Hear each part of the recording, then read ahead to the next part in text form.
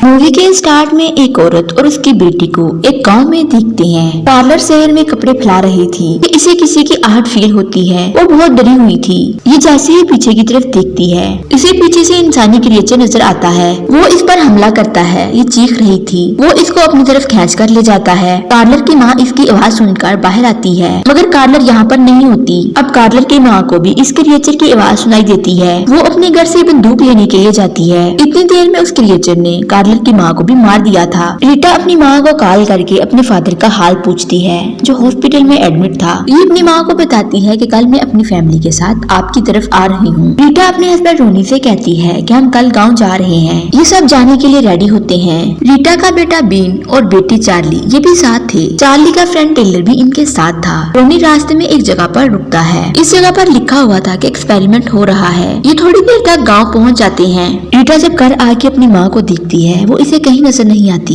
ये रोनी से कहती है। वो कहता है कि वो आसपास में कहीं गई होगी। रीटा जब कॉल करती है, मगर इस फोन में नेटवर्क नहीं होता। चार्ली और बीन भी जब अपने फोन देखते हैं तो इनके फोन में भी नेटवर्क नहीं आ रहा था। रीटा और रोनी कहते हैं हम गांव में मदर को तलाश कर लेंगे। बीन भी साथ जाने को कहता है। रोनी जब गाड़ी को स्टार्ट करता है, मगर गाड़ी स्टार्ट नहीं होती, इसलिए पैदल ही चलते हैं। तो वहाँ इन्हें सारा गांव खाली नजर आता है। वहाँ रीटा को एक शॉप नजर आती है, मगर वो बंद थी। मगर इसके पीछे का दरवाजा खुला हुआ था। बीन को वहाँ कैमरा एक फोटो दिखाई देती है। ये फोटो उसी क्रिएचर की थी। इधर रोनी के पास एक आदमी आता है जो बहुत जख्मी था। वो बताता है कि हमने लैब में कुछ एक्सपेरिमेंट किए हैं और एक क्रिएचर को बनाया है, मगर वो क्रिएचर आजाद हो गया है। तुम लोग यहाँ से चले जाओ। रोनी इससे कुछ और भी पूछना चाहता था, मगर वो आदमी इतना कहकर मर जाता है। दूसरी तरफ चार्ली घूमते हुए एक फार्म हाउस में चली जाती है। ये फार्म हाउस को विजिट कर रही थी कि इसके हाथ से कांच का टुकड़ा गिर जाता है। क्रिएचर को गिरने की आवाज सुनाई देती है। क्रिएचर फार्म हाउस में पहुंच जाता है। चार्ली इसे देखकर एक कपबोर्ड में छुप जाती है। क्रिएचर फील करता है कि चार्ली यहाँ है। चार्ली यहाँ से भागने की कोशिश करती है, लेकिन वो क्रिएचर इस पर हमला कर देता है।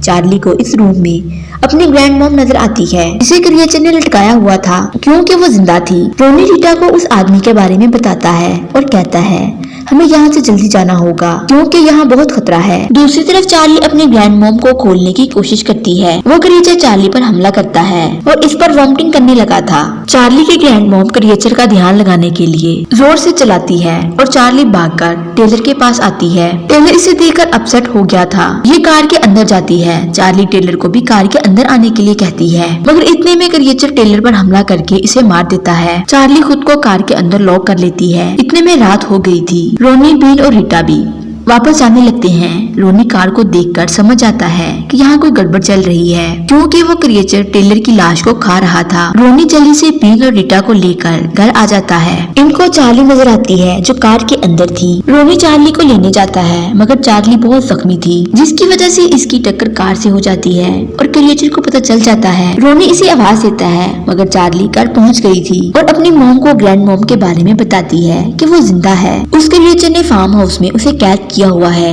बीन और रीटा आपस में बात करते हैं। वो बताते हैं उस आदमी ने बताया था कि जो एक्सपेरिमेंट वो कर रहे थे वो गलत हुआ है। रीटा बताती है कि पुलिस वाले भी एक्सपेरिमेंट कर रहे हैं, ये उनका किया हुआ है। रीटा अपनी माँ को बचाने के लिए फार्म हाउस पहुँच जाती है। बीन चार्ली को देखने के लिए इसके रूम में जाता है, मगर वो इसके मुंह पर वॉमिटिंग कर देती है। चार्ली जब अपनी बैंडेज खोलती है तो इसे अपने बाजू पर छोटे छोटे एग बने नजर आते हैं। चार्ली इन एग्स को छुरी की मदद से काटने लगती है। दूसरी तरफ रीटा अपनी माँ के पास चली गई थी। इतनी देर में वो क्रिएचर भी यहाँ पर पहुँच जाती है। रीटा इस क्रिएचर से बचने के लिए पानी के टब में छुप जाती है, मगर ये सांस लेने के लिए पानी से अपना मुंह निकालती है। क्रिएचर इसकी आवाज सुन लेता है। ये इस पर हमला करने वाला था कि बीन जोर से चलाता है ताकि क्रिएचर इसकी तरफ आ जाए। बीन बाहर की तरफ भागता है। क्रिएचर इसको मारने के लिए इसके पीछे आ गया था। क्रिएचर इसको मारता है कि रोनी पीछे से पहुंचकर बीन के मुंह पर हाथ रख देता है। रोनी अभी भी जिंदा था, मगर वो जख्मी होता है। रीटा भी अपनी मॉम को खोलने लगती है, पर इसके पेट पर बड़ा सारा कट लगा हुआ था। इसके अंदर से बहुत सारे कीड़े निकल रहे थे। इसकी मदर को पता चल जाता है कि अब मैं जिंदा नहीं रहूंगी। वो रीटा को जाने के लिए कहती है। अब रीटा अपनी मदर को छोड़कर चली जाती है। रोनी और बीन जाने लगते हैं, लेकिन बीन डरा हुआ था। ये किसी चीज से टकरा जाता है और क्रिएचर को पता चल गया था। वो इन पर हमला करने लगता है कि रोनी ताली बजाकर शोर करने लगा था, मगर क्रिएचर रोनी पर हमला कर देता है। रीटा ये सब देख रही थी और चिल्लाती है। बीन यहाँ से भाग जाता है।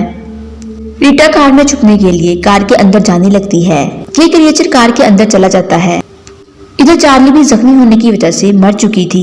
बीन ने अपनी फैमिली को खो दिया था। अब बीन अपनी ग्रैंडमदर की गन लेकर क्रिएचर को मारने लगता है। बीन जैसे ही कार का दरवाजा खोलता है, ये अपनी मदर को बंधा हुआ देखता है।